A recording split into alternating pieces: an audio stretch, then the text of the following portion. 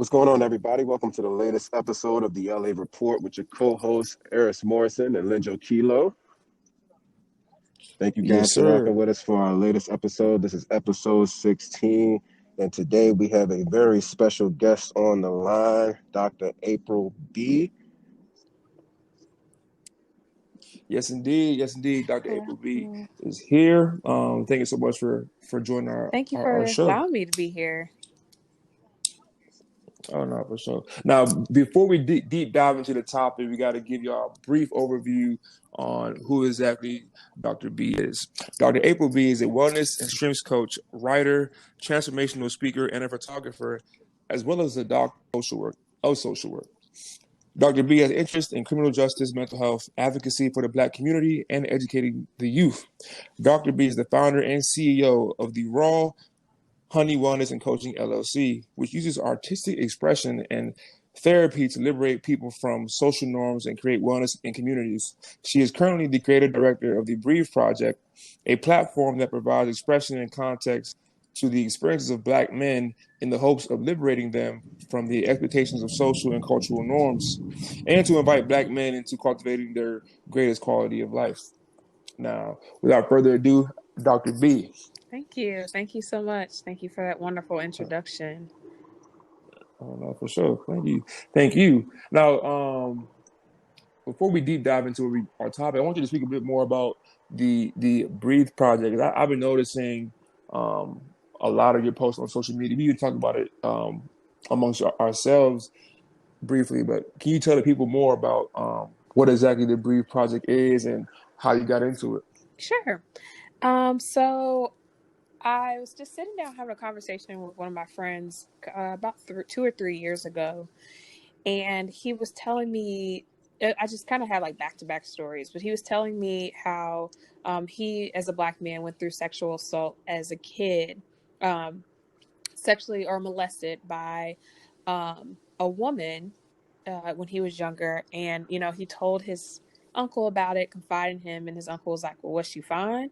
And he was like, yeah, she's pretty. He's like, well, then what's the problem? So he said, I remember from that moment on, I internalized this certain sense of sexuality of like, I should stifle my own emotions and my own advocacy if I even want to do that or not. And now I see how that plays out in me being promiscuous.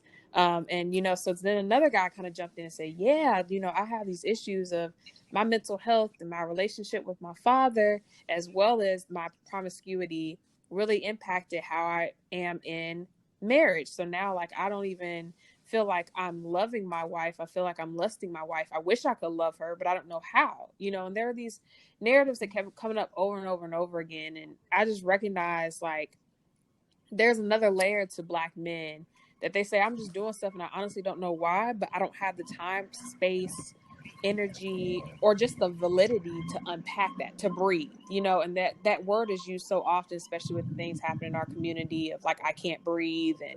And George Floyd with, taking his last breaths in front of all of us, and thinking of when and where can Black men breathe? Can they breathe in their relationships? Can they breathe in their jobs? Can they breathe within themselves? Breathe is such an easy command, we think, but it's actually one of the hardest things for us to remember to do. And as a person who's working on their yoga certification, breathe is the ultimate basic command of life. And so if Black men are not able to do the basic command of life of breathing, inhaling and exhaling, they're not living their fullest quality of life in which they deserve. And so I created this project to focus on what in society keeps Black men from breathing, whether it's internally or externally, mostly through expression, and realizing there hasn't been a space for Black men to express, which therefore they don't have this opportunity to inhale, exhale, and exist and feel safe and feel comfortable and feel complete. And so it's kind of two facet. There's an outreach facet and an artivism facet. So basically, I just want to use artistic expression to tell the narratives and stories and experiences of Black men with context. But I also want to do an outreach portion where we're doing workshops, we're doing luncheons, we're doing retreats and we're doing actual policy reactivity just to see how this is systemically impacting Black men and to liberate them to finally live in their most excellent quality of life. Wow, that's very powerful, and it's very interesting that you said that, because that's kind of the basis for our podcast, was to, create a space for Black men, and our theme is to revolutionize Black masculinity, I love and that. because it's very real, like you said, it's taboo for Black men to express themselves and to have, you know normal feelings. Understand what I'm saying? Like, we always have to be on guard and be defensive and be these big macho men, when really we have pain just like any other person would have pain. You understand? So, having safe spaces to express that without judgment is very key for our development as a community, especially as we, go on in society, and as our generation grows up and we have children, like being able to teach them and give them the tools to express themselves in a safe manner that can only yield for positive outcomes. So, we're very happy that you're doing what you're doing, and if there's anything that you can do to help that, we definitely want to get involved for sure. Oh yeah, that's exactly why I reached out. Especially, I think I see the pros of doing it as a woman. One, because I want Black men to see that there are women that do support them, and as a woman that used to be this way, I know that we contribute to the problem sometimes. And it kind of stems from our own hurt and our own trauma from things too. So it's like hurt people hurt people. But I also know that I have the privilege of having a sensitivity present that allows men to really open up and share their stories. And I've only been grateful that, the photography that I've done thus far with the photo exhibit, just very intimate, very innocent stories from Black men that you'd never imagine has this type of side. And so while that's a pro, a con is I'm not a man. And so I do want to make sure I'm not stepping on the spaces and coming from my lens, but I'm also understanding it from a male perspective, truly and fully.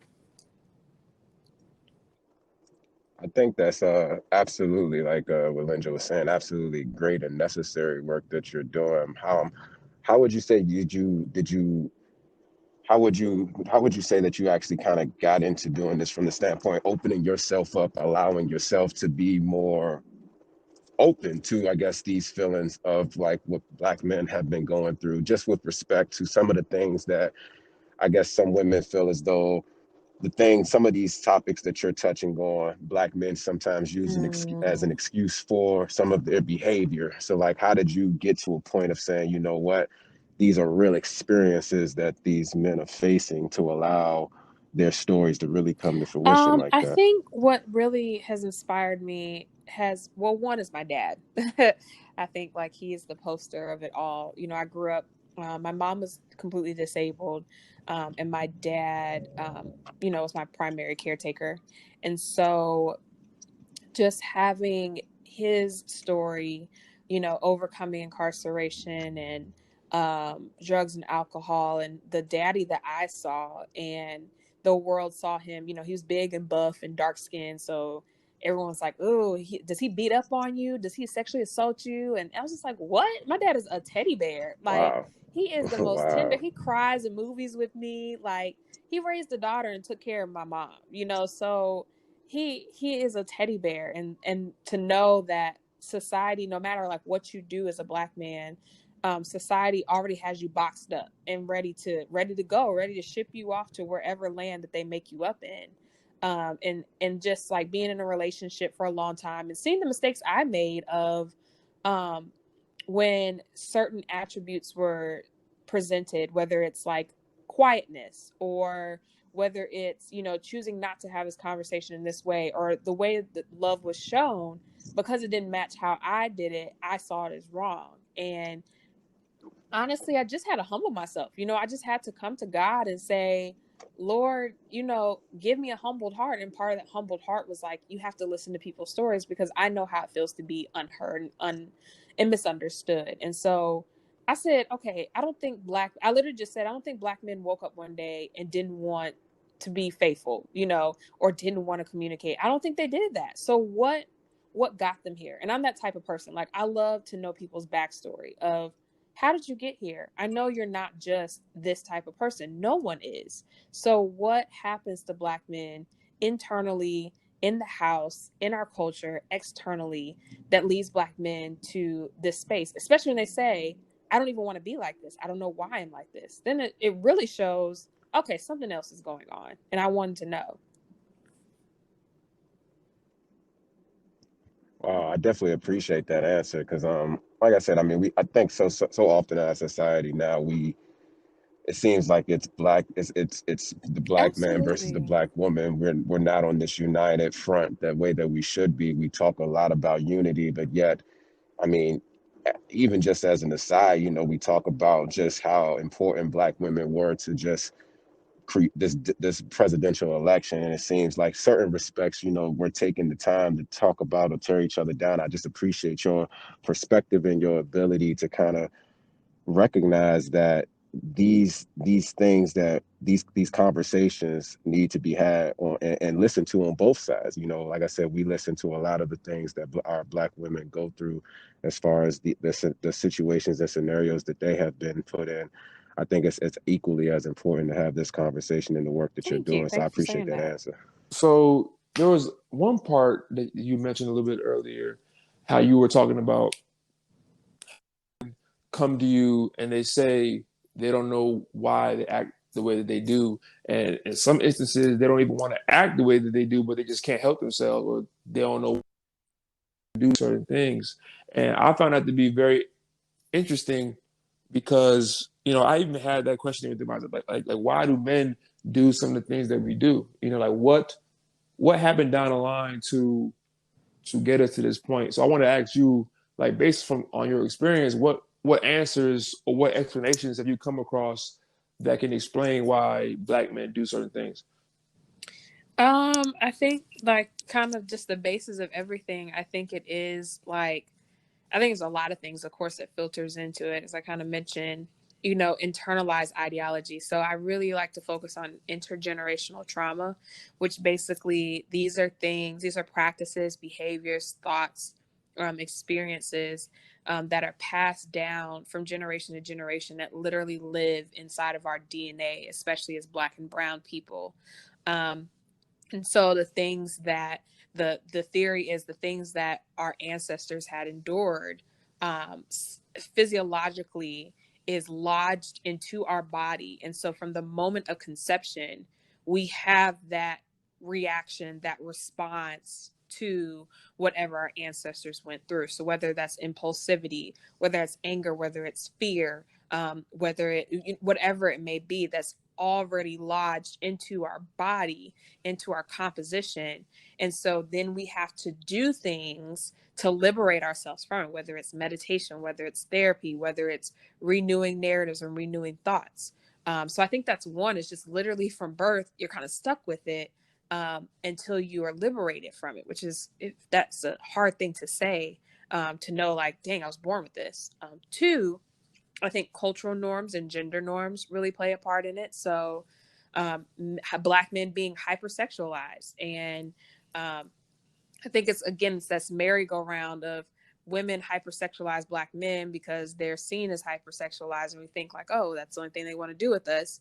And so then men perpetuate that, and it's like, oh, well, this is what we're expected to do, so this is what we do. But really, no one knows the answer of why they're doing that. So I think gender norms, cultural norms, media norms kind of perpetuate, this is what a Black man is supposed to do. So then they're like, okay, this is what I'm going to do. And then I think Mm. just even further, the systemic things of, again, what you're taught, you know, what you see over and over and over again. It's psychological, it's classical conditioning. When you see that same theme played over and over again, it lodges into your brain. And so all of this leads to, what do you perceive as a Black man, even as yourself as a Black man? What do you perceive of what it means to be a Black man? You know, like, how do you dress to be a Black man? How do you talk to be a Black man? You know, and where did you get that from? And I'm not saying anything is right or wrong. I just want Black men to know where it came from so they feel like they're in control of who they are. Mm. Wow, that's very powerful because even now that I'm internalizing what you're saying, like everything is true. It's kind of like I'll stick with the classic theme of how you talk about hypersexualization.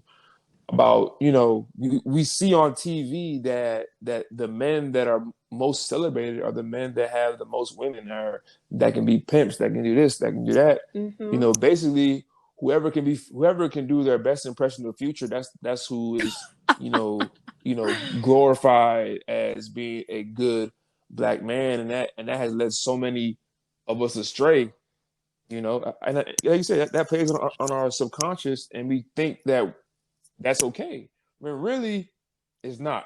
You know, so that's very powerful. I can even say it within myself, like you know, I'll be transparent. Like being a Q, you feel what I'm saying? Like we're very, at least the stereotype is that we're very, sexualized men, right? Mm-hmm. And that we're grabbing asses, we're throwing girls in the air, all kind of shit. So it's like as a GDI, that's all we really know until we actually get inside and do some more research. That's all we really see. And then you add what society has said that the black man should do. Then you get into an organization that is seemingly doing stuff like that, and then it just leads you Mm-hmm. down this big rabbit hole of issues and immaturity and all kind of things that don't lend well to your development as a man. You feel what I'm saying? So like you said, it takes liberation to get out of that and to really free yourself of that thinking, because everything for me starts free in your mind, and that's how you can control your reality. Absolutely. And I love that you brought that up bravely because, and somebody who's in D9, like, I mean, Deltas have their own their own stigmas and things, but speaking on the man portion, like I think that's something I really would love to unpack of there are some people who join and then take in that and adapt that stigma, and then from the outside looking in, of course they're like, oh, all deltas are buckheads, and it's like, yeah, when you're outside looking in, I guess that's what you see, if you, unless you, like you said, do the research and look deeply. But like, when people are outside, I don't want you to be attracted because we stroll hard and throw bows. Like, I want you to be attracted because we do community service and because we're a real sisterhood, and like, and so I do think about, how that language transfers to other men, especially the younger generation of men, on like, what is it supposed to look like to be a man? And, Future does this, and so and so is flashy like this, and he flashed his gun all the time. We like him, and so men are Mm-hmm. thinking, if I'm a nerd and I like books, or if I don't dress suave, quote unquote, like this person, I'm not a man. Right, right, and it's really crazy, man. It's so detrimental to our community, and the black man specifically. I feel like if you ask, I'll say this: you have like 10 men, right? You ask each one, what does it mean to be a man? I'm pretty sure everyone will have their own different definition, and that can either be good or bad depending on how you look at it. Some men will literally say like what Future does and what we see on TV. That's what it is to be a man. And some will say that's the complete opposite. So it's like, how do you really gauge, or how do you create a balance, or how do you come to a agreed upon truth on what it means to be a man? So that's a question I would ask myself as well. I think, I think also that's what at least the Breathe Project is trying to be is that's your definition. Like, Mm-hmm. I don't want you to feel like you have to put yourself in a box. There is a connectedness of different type of men. Like, yo, you're like this, like me. But I think I want to kind of get rid of that harsh edge of what it means to be a black man, because I think that's what makes a lot of people feel so boxed in from being who they truly are. So I agree with you guys when you talk about the stigmas and the thoughts, I guess, around us being accused, and how we are definitely, over sexual or hypersexualized as the frat, and we also get that stigma from the outside as well, as far as people thinking, you know, this image of us being dogs and just being just a wild group of men. And the crazy part is, you know, we, you know, if we're being honest, we embrace parts of that, right? Like that masculine, to some extent, that masculineness, as far as our ability to, um, you know, I guess you could say, arouse a woman, and from a, I want to say more of a self confidence. Think sometimes that self confidence that is innate in some of us that we come into the frat with gets overtaken by the image of just this lust that is somehow perceived in dog like mentality. But I do have, I mean, I do find it just very interesting, because I say, like, at what point do we, as, or what point in your opinion, do you kind of look at what we're saying, some of the things we're going through in our experiences, and decipher these are legitimate issues for these men, and at what point do they become excuses? At what point do we kind of accept the things, or we say these are things we can't change, and we just use that as an excuse to excuse our behavior in a negative way? I think this is, you know, I'm gonna get yelled at for this, but I think, as we all on this phone call know, there are no such thing as excuses, and I think that thought process has been used in a negative way. I think there's a huge difference between an excuse and context or explanation, and we've just lumped it all together in a means of avoidance or a means of get anything done by any means necessary, because as Black people in the past, we weren't allowed to have context, we weren't allowed to have explanation, we weren't allowed to have reasoning. But now that we're in this space, we should be allowed to have reason as to why something didn't happen. um, I think excuse comes to a point when, and I think there's still positive excuses, but I think an excuse comes to a point when you have cognitively decided not to do anything about it, and you've kind of just settled in what it is. You know, so if you you're like, you know what? I realize I'm a cheater and I hate cheating. I try really, really, really hard, but then I start talking to somebody and I think it's just a friendship, but then dang it, oh my gosh, I'm slipping up into cheating. Okay, I need to get myself out of this. And you cheated in the situation, but you say like, I really tried, but this is my struggle. This is a place where I fall. But you have this active yearning to do better and to strive to be better. But if you kind of just lay down and say, well, this is who I am, this is what I do, then it's more of an excuse because you haven't even tried to do otherwise or think of the alternatives or think of how to get out, think of a solution, or think of anything that's plausible towards whatever the desired outcome is. I Right. think that's great. Yeah. I think that's great because yeah, I just wanted to ask that because, you know, like, to your point, there's sometimes there's and I'm sure a lot of our guests out there, I mean, listen, we appreciate your perspective and your honesty, because I'm sure there's going to be a lot of our listeners out there who are going to want to, you know, chomp at the bit as far as, you know, to retort in some respects. And I do think you know, as an aside, it would be great to potentially have you on our live as well, Oh, for sure. to engage, because conversations like these aren't the easiest to be had, again, especially again the times we live in right now. It's such a Mm-hmm. sensitive time where I think honestly the emotions and feelings of the Black man, you know, and when you say it like this, it kind of stirs up some women's emotions, just because it's like, with so much going on in society, there's so much going on with the Black woman, and the voice is not being heard, and her, the image of her being distorted in a lot of different ways, that when we talk about the issues that pertain to the Black man, it's almost like we're trying to one up, or we're trying to throw our own Right.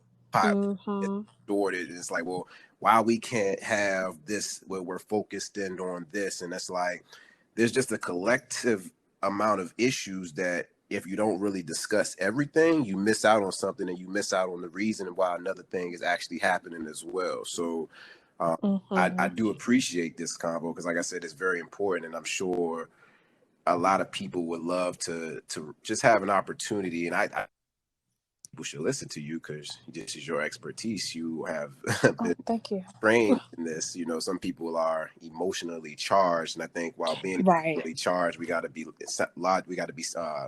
sound in our logic and in our mind. So Yeah, I definitely thank you for saying that, especially as a woman, like, and it's been hard because I've definitely heard the pushback. I've heard of, like, there's some women that do this because they want men's attention. They're like, "Oh, you're trying to win men over," and it's like, it's not about that at all. Like, this is not. Believe me, I'm not trying to toot nobody's horn, but like, this is not the way that I need to win no man over. Like, believe me, I have my own game. So for people to think that, like, me empathizing with Black men is a way to win men over, it misses the whole point. And of course, as a Black woman, we have so many things that we really wish Black men understood about us. We wish that Black men supported us and understood our experiences. But what I recognize is they can't understand us if they don't understand themselves, and they can't understand us if we don't give them the platform to be understanding. And we just had I had a live talk on my platform around this. We talked straight to women of, like, hey, here's some stuff that we can work on so that we can even attune our ears to hear Black men. And then there's some stuff we can work on to support and walk alongside Black men. And I think, as a woman, it definitely comes easier than from a man, because we are tired of hearing men saying, well, when y'all do this, that we already turned our ears off. So to talk woman to woman of, like, and say transparently, yes, I was that person. Like, I was the person.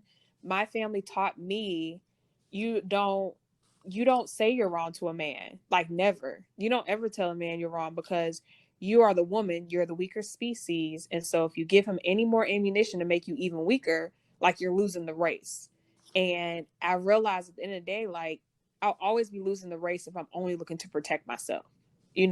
If I'm looking to understand you and allow you to understand me, I'm always winning. Even if you decide not to, at the end of the day, my vulnerability is what's winning. My truth, walking in truth and allowing you to walk in your truth, is what's winning. And when we all shift our perception to that as men and women, we are really going to come together in a way that we've never seen before. Man, that's real. that's facts. That's big facts. That's big facts. Big facts right there. And I couldn't agree more. And it's really interesting, because I understand that social media is not reality for sure.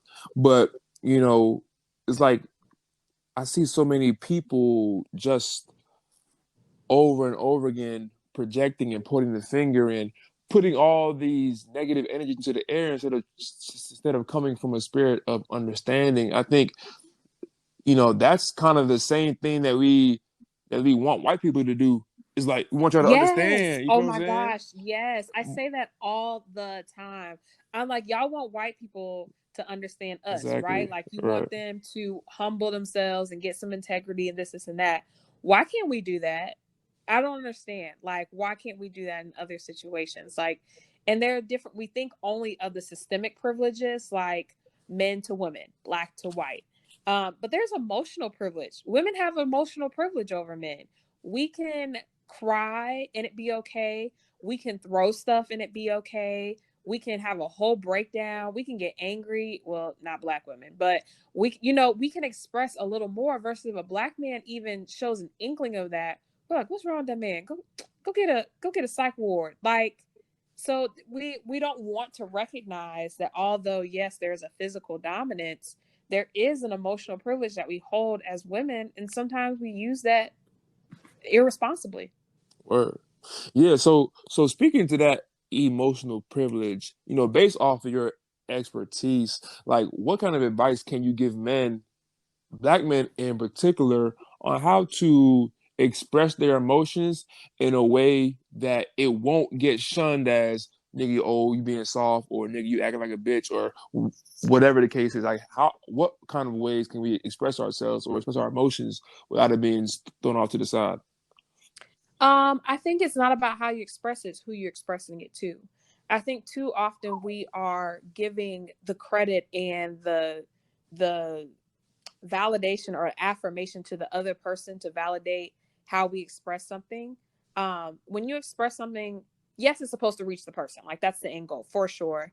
But it's not just about that person and how they receive it. It's you expressing it as well. And so, for example, I always use my example when I explain communication, like even in my classes, I use like throwing a baseball or throwing a ball. If I'm throwing a ball to you and you don't even put your hands up, you see me throwing this ball and you said, yeah, I'm gonna catch it. And you don't put your hands up. Now I throw it straight to where your hands would have been.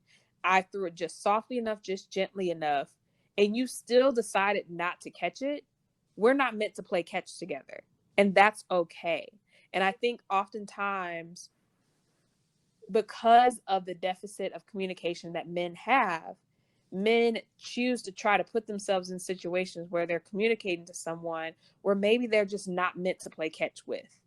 And so they continue to silence themselves more and more and more and more. And women do it too. So I'm not just saying like, this is not a women's bashing show, because we do it as women. We have emotionally abusive people that we don't know what emotional abuse is in our community, but we have emotionally abusive people who either will not put their hands up to catch the ball or will swat it down and said you never threw it. And so if you're noticing that the ball is somehow not getting to them, even though you know that you're probably throwing it correctly, play catch with somebody else. And so that's why I do recommend for men to think about their communication style, think about how they deliver things, think about, is this, again, when you're throwing the ball, did I throw it high enough? Did I throw it fast enough? Is it a ball they can catch? Do they have the ability to catch a ball? Do think about those things. And if you've checked all those boxes and they still choose not to catch the ball, then think about, who am I playing catch with? And I think that's all of those encompass how important it is of the communication, that it's not just on how this person chooses to perceive it, but if they actually perceive it. I love That's that. so real. All right, you know what? Let's break this down into some football. 'Cause you sound like you a QB. Now, out of all the stuff you just said about how you throw the ball, see, I'm a person that, like, in my communication style, just personally, I feel like I throw a catchable ball, which I feel like is the most important. That means that shit might not look the prettiest at times. That shit might not, be perfect, but you could catch it. Like, now, if you don't catch it, Mm-hmm. I feel like that's all you. And that becomes an arrogant way to look at it, no doubt about it. Mm-hmm. And I think that's valid to say, because men aren't used to throwing. So, when you have somebody who they're third string quarterback, and granted, they was Ohio State back when they won a championship, that's a different ball story. But when you got your third string quarterback coming out and he hasn't thrown a ball in a while, it's kind of wobbly a little bit, I don't think we give grace to that. And men, when they say the funniest stuff when they're trying to like express emotion for the first time. And of course, naturally we laugh because we're like, bro, you can't say I love you. Like, you struggling this much, you over here crying and shaking. Like, and we make fun of it. But what we don't realize is he's never thrown a ball before. And so, of course, you're going to feel kind of arrogant, like, well, you better catch this. I'm trying to throw the ball.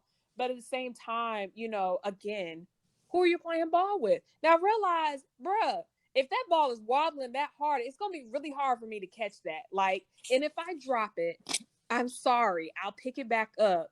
But, we'll keep practicing and we'll keep practicing it. But if you have somebody that literally just refused to catch the ball because of how terrible you threw it, that's really tough. That's tough to make you even want to throw the ball again. Now you're going to get sacked. Now they're going to take you out the game. Now that's it. And I see so many men that's afraid to fall in love again because of that one person that sacked them really, really hard. Now they're like, oh no, I'm never getting back on the field ever again. Like, that's it. That's not fair. We just have to find somebody who's going to catch your ball and who's going to give you time to warm up and get in the rhythm again. And sooner or later you'll be throwing spirals. But You'll be good. so, to your question with that though, like, that's such a, I love the analogies here. Hopefully our Love audience it. catch it. Hopefully the Love audience it. can catch these jewels thrown their way right now, because these analogies are A1. I love analogies. Oh man, same here. So I'm a visual person, so hopefully the audience Same. can see the game the way we seeing it right now, because I have like, so to your point, because that is a very valid point. Guys have, there's definitely this story around men who have been hurt and who are basically afraid to put themselves back out in that vulnerable state. And I would say, like, even being as a guy, like when I was vulnerable in a way, and it took me some time to get out of that state. And I believe that I'm out of that state. I just I haven't been in the situation again to experience whether or not I'm truly out of it. You know what I'm saying? In terms of experience and whether or not I'm gonna be back in that situation to be like when as vulnerable as I was. Because when you are vulnerable and something does happen, you do feel like initially like, yeah, that shit ain't about to happen again. Like I don't care that shit Mm-hmm. ain't happening again. But you also, as time, because time is the best healer, and you're able to reflect and mature on decisions that you made, and just those circumstances, you do say, okay, I think I'm ready. I'm ready. I'm in a space to where if that situation arose again, I feel like I can still put myself out there. But like, what to your knowledge, what is it that? Because I feel like I'm trying to think of um to your point, because you just said a lot with like with not being afraid to put yourself out there, and allowing the right woman or the right person to be able to catch this from you. But like, I don't think everybody sees that level or understands that level from a man's perspective. Like, it's already tough for a man to be vulnerable, and when he is Mm-hmm. vulnerable and somebody compromises that vulnerability, it it hardens the shell for that next person, and it's no Mm-hmm. different than the vice versa. I think for a woman, if a guy cheats on a woman after on her first relationship and she gets out of it, then the next guy, she's going to make that guy have a certain standard because of her past. And it's like, i don't Right. i don't foresee really ways that people kind of I don't really see ways people really soften, to your point, the way that we should. Like, we know we should do these things, but I don't really see the ways in which we're actually accomplishing those. I think that comes from wisdom and discernment. Um, I think also it first allow people to be human. And I think that foundation will help you, for one, just kind of take the blinder off everybody. I really am a person that you are innocent until proven guilty. Now, I wasn't always like that, but shoot, you are not the last person. You are not anybody else. You are you. So show me who you are. So I think that's the bottom foundation. I think the next foundation is being secure in who you are and having a foundation of who you are. If you're vulnerable to other people, being vulnerable and giving them power is not equivalent. So if I open myself up to you, tell you my secrets, share my body with you, whatever it may be, and you hurt that, that's on you. That's not on me. I'm not stupid because I did what I was supposed to do by opening up to someone and loving them. That's on you that you did that. So now I pack up my little power and I go on and move on with my time. And of course, like, grief is real, and dang, they're a really dope person is real. All that's real, but I don't feel like I lost myself. So that's the second layer, is that keeping your power while being vulnerable. Um, and I think the next one, is allowing yourself to grieve. I think a lot of people, the reason they don't trust anyone in the future is because they're still stuck on the person in the past that hurt them. If you're still there, they still have power over you, kind of like the second step, then you're still there. Then you will never open up to anybody new because you're still thinking about that moment in that time where your championship game could be seven games down the road, and you're going to miss out on it because you're still stuck on that time that someone didn't catch your pass.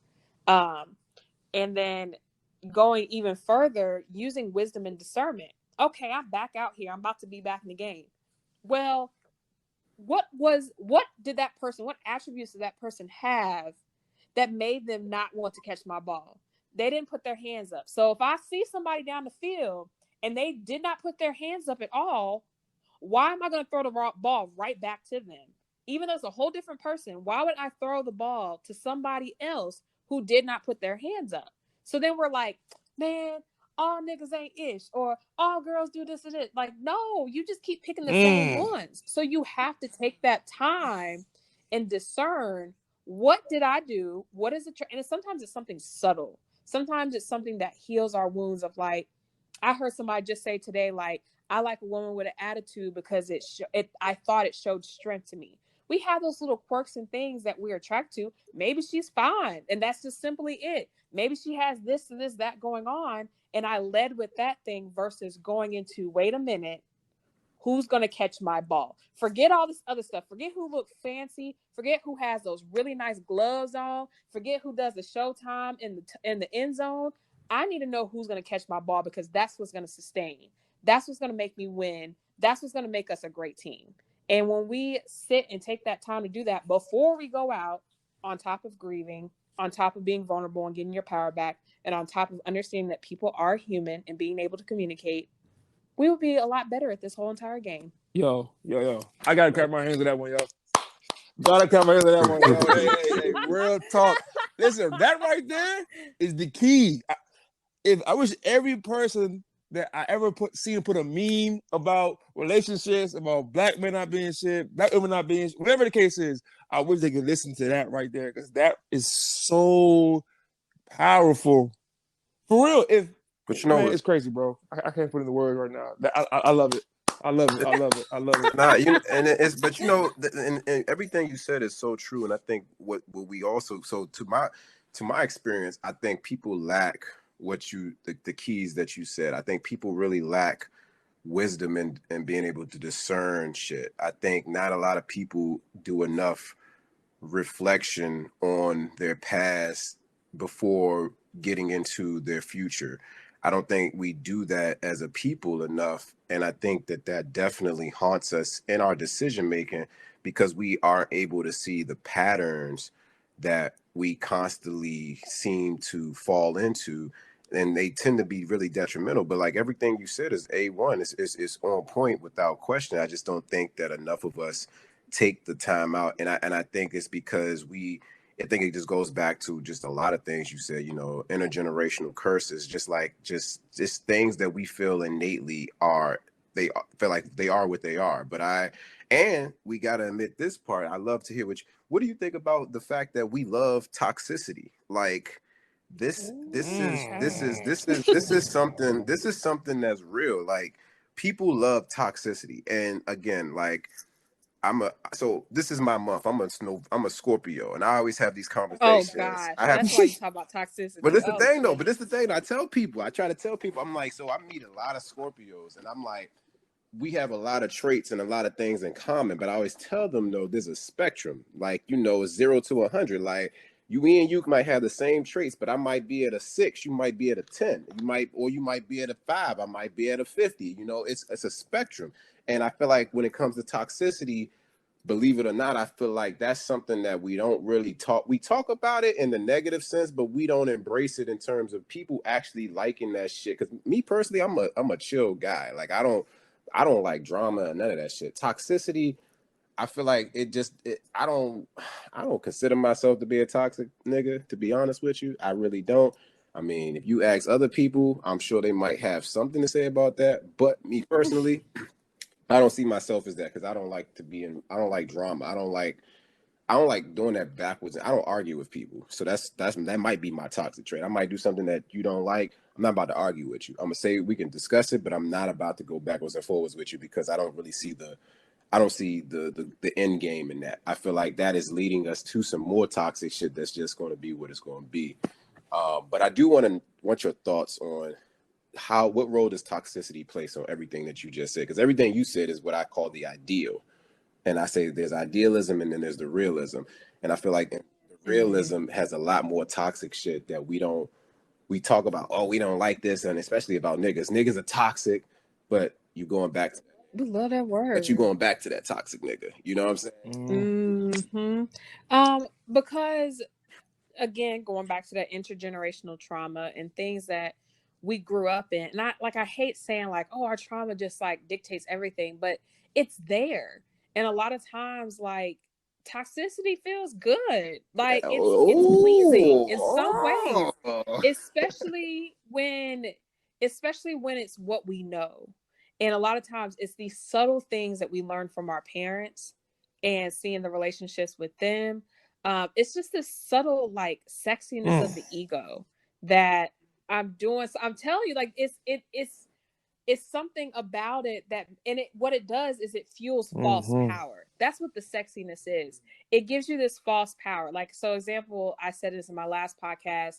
I was talking about the song with whatever her name is. I can never say her name right. Janae Mm-hmm. Aiko and her Back Up on My Mm-hmm. BS.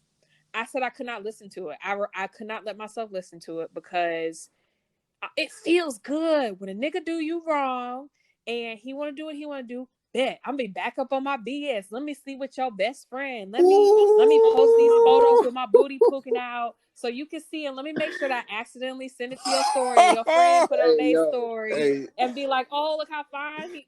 We all do that on both yes, we do. sides because it feels good. It feels like I got power. Like, yeah, you bet you feel terrible now. You see my fine behind, and it does nothing. It does nothing but make you more sad. So we do this, and we do men to men flexing. I know a dude that he was just flexing so hard on the gram, but asking me for like $20 every day. So let me tell you. So it's this false Yo. power that's sexy, and so I hate to call it toxicity because what it really is we're lacking For sure. something and we're calling out for attention towards that thing that we're lacking. And since we don't have the time, the energy, or the tools to fulfill it, we go ahead and say, well, let me just get this quick fix. Like I don't have time to sit and process with myself in my journal and say, darn it, what it really is I don't feel fulfilled with myself and I don't feel like I'm matching up to what societal standard. We don't got time for that. Flex in front of the Lamborghini. Bam, get my 1,000 likes. Like that quick. It feels good. And it was such a high. It's like, let's keep doing this. They like that. Oh yeah, now I got the honeys. Boom, boom. I got a fine girl. She's toxic too, but it's whatever. We on our toxic wave together because we don't have time to stop and figure out what's actually wrong with us. Then you look back and you messed up as hell Mm. because you never stopped the toxicity. It's like drugs, and we shun people who's on meth, who's on all these other drugs.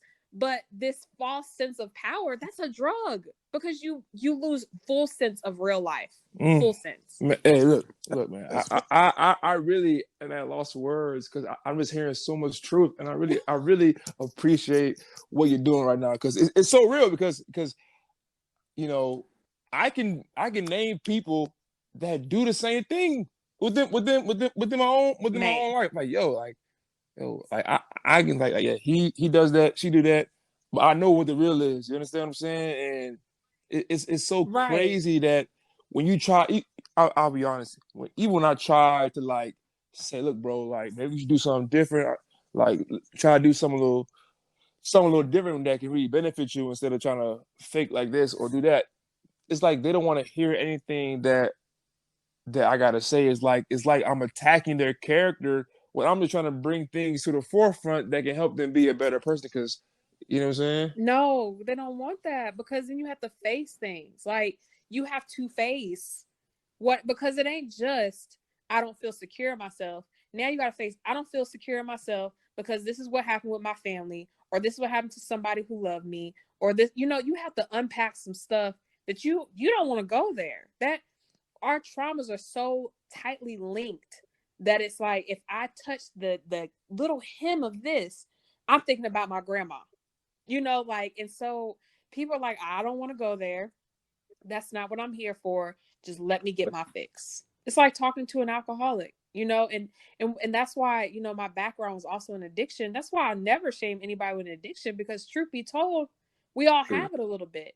When we don't feel fulfilled in a place, we're gonna do whatever it takes to fulfill that hole, to fulfill that place that we're feeling lacking. And we don't even know it's happening because it's the rush of, I call it internalized capitalism, but it's the rush of society of I gotta keep up, I gotta be cool, I gotta be okay, I gotta be whatever it is, and if I'm not, then I'm not blank enough. And that's it's natural. That's just but I that's what Mm. society to taught us.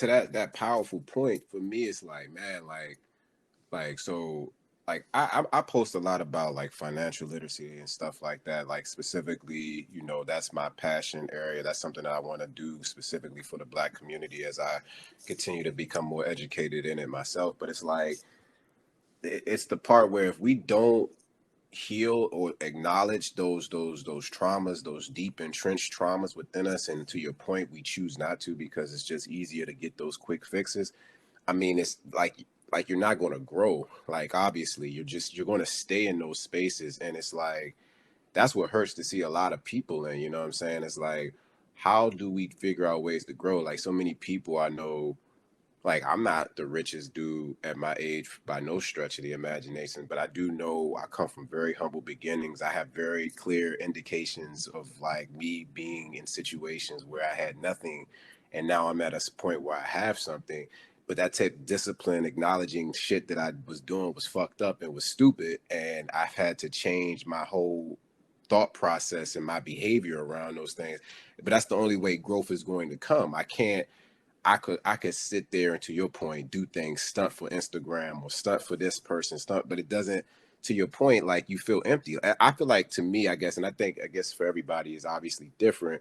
You kind of have to hit a form of rock bottom. You have to hit a form like, like this shit Yeah. ain't like where you like, yeah, this shit ain't it. Like, you know what I'm saying? Like I did that, and it's like that. I mean, I still don't feel. I not just that. It kind of goes back to even when not to take it this far back in the convo, but when we talked about the image of cues. I've seen different guys come into the frat, and one of the biggest compliments I've ever been paid was that I'm the same guy that I was when I joined in terms of person as a big, Mm-hmm. Mm-hmm. and like people who knew me, people who saw me before, people who really like saw, I was like, damn, like you're the same fucking guy. Like you didn't let this shit change you. And it's like I've seen so many guys come through and they try to conform to something that isn't them. And it's just like, do you even know where this image comes from outside of a bunch of niggas that's just doing this shit just to say they did it? And it's like that part to me is sad because, Mm-hmm. to your point, not only are you putting on this front for the society or for people, but to me, it's like I couldn't do that shit because I would know for myself. Like, think about it. I would know for myself, Yes, like, that's the this real ain't me. part. Right. Why would Like, you lie this to ain't you, yourself? dog. Like, you don't act like this. Mm-hmm. Like, why would you do this? Like, Linjo would tell you, like, the reason why me and Linjo are close, I always, like, Linjo knew me. I didn't know Linjo like that before, but he saw me obviously throughout my whole experience, and he could say honestly, this is the same nigga. He has not changed who he was to Facts. fit anything about Facts. Pratt. He has not changed to say, okay, this is like because the phoniest shit that you can do. And but again, though, it just all of that speaks to being able to be self-aware, staying true to who you are, because that's how growth is going to come. Otherwise, doing all the shit that you eloquently stated all of this shit. But it's like, as black men, man, we got so much shit we have to unpack, and we, therapy, I try to meditate daily. I don't do it as much as I should, like I used to. But meditation helps. Working out is my thing that I do daily. But it's like, it takes so much of us trying to figure out these things that I just know that it's going to be thoroughly important if we want to like grow to our potential, specifically to meet black Right. women where they're at. On man, and Mm-hmm. it's so crazy that you say that, bro, because kind of like what April said, that people don't want to face that. You know, clearly black men, we don't want to face our shortcomings, and it's really like an oxymoron. Like how can we say we so big, bad, and tough, but then we don't want to look in the mirror and correct the things that we aren't good at? It's like, damn, bro, if you're really a man, then be a man and change your behavior. You feel what I'm saying? But of course, that comes with a certain level of delicacy, and you have to approach things. But I think that if black men have safer spaces to look at themselves in the mirror without the fear of being judged, then I think more black men will be willing to heal themselves, will be willing to, go to therapy, will be willing to listen to other wise men that have gone through the process, that have healed themselves, and then now can give them steps on how to heal themselves, or even allow women that have expertise to heal them as well, or to help them heal. I really think that it's just like it's some weird fear that we have with facing the mirror, and I would encourage all the black men listening, wherever you are, man, please take that step to face the music, look yourself in the mirror, and understand that it's going to be okay. You have shortcomings, but those things can be changed. Those things can be corrected, because I feel like for me personally, as a human being, we have potential goals, whatever the case is. And for me, one of my biggest goals in my mind is to become the best human being that I can be, especially when it comes to my character. Like looking for ways to improve my character to be a stand-up guy. So when it's all said and done, when they look back on my life, they say, hey, he was so and so and so and so. He came from here and was here, And I think every human being has the potential to maximize themselves to the umph degree, but sometimes it takes uncomfortable moments to get to that place of growth, like Eric was saying, and being fearless in your approach to heal is key. Just be fearless about it. You know what I'm saying? I fully agree. And I think, it just shows the maturity that you all have to get to that point and recognize that because, for a lot of men, they aren't afforded that. And, that was another reason, as I kind of said earlier, why I started the Breathe Project, because I recognized it just wasn't normalized for men to even think like that. There's so many things wrapped around that's gay. And it's like one of them is processing emotions and looking at yourself in the mirror as a man and saying, I love you. It's like, why is that gay? Like, I don't understand where you got that from. And so it's just unfortunate that there are so many stigmas wrapped around men being expressive to themselves, men unpacking their journeys, men taking down the quote unquote manliness and learning about themselves and showing emotion and healing, and going to therapy. And so that's why I was just so excited for this podcast, because I'm just so excited for spaces of Black men that's like, bruh, it is definitely okay to figure out who you are and, to transform and revolutionize, you say, this idea of masculinity, especially for Black men. So that's important. It's important that I think that's literally what starts the trend is seeing people who are going to therapy, normalizing that conversation. Like, bruh, let me tell you about my therapy session. They're like, what? And you go to therapy? Yeah. So anyways, let me tell you about this therapy session. Like some people ain't ready to talk about it, but when you just make it so normal, like you said, you went to the grocery store, they're like, dang, like, is that normal? That's it? I'm telling you. For sure. I'm telling you, yeah. Not for sure. Like showing the greener pastures and showing that it is okay and it is a normal thing to do. I just think that is manly to me personally. Like, you taking steps to improve yourself and improve your mental health and improve or uh, challenge some of your traumas. I think that's for a man. That's one of the most manly things you can do. You understand? It's so, man, it's a turn on. When a man like, yeah, I was writing my journal. I said, here, journal. But like, that's a turn on to know like you have enough emotional intelligence to take care Right. of yourself, because then that means you're gonna value and keep accountable of me taking care of me. And we're not gonna this toxic thing, we're not gonna be doing toxic back and forth, toxic Toxic tennis. tennis. Like we're gonna be man, because you're just hitting the ball back and forth. Ain't nothing ever getting done. You just hitting the ball back and forth, But we want completions. We want touchdowns. We want the game to end, Like, and it's beautiful to see that. That's definitely a turn on to see someone who is invested into themselves and the well being of themselves and the liberation of their own intergenerational trauma, so that their offspring doesn't have to carry as much as they would have if they didn't go That's through that facts. process. That's big Those facts. good things. Big facts. Big facts. And we really thank you for taking the time out to speak with us. I know we're getting close to our time, but we would love to continue this conversation via live whenever you have the time to. I think it's very important for people to see your face and to see and to even ask you and engage with you in a live space. So whenever you're ready to do that, let us know and we'll set that up. 'Cause I think this conversation has to be amplified to the utmost degree. I think a lot of people can benefit just from the analogies that you gave tonight can help people for a lifetime. So thank you so much. I hope so. I appreciate it. Oh no, I do do your want to thing. just plug real quick that in the Dallas area, I'm having my first gallery showcase. So the Breathe Project, the photography exhibit, is in a gallery.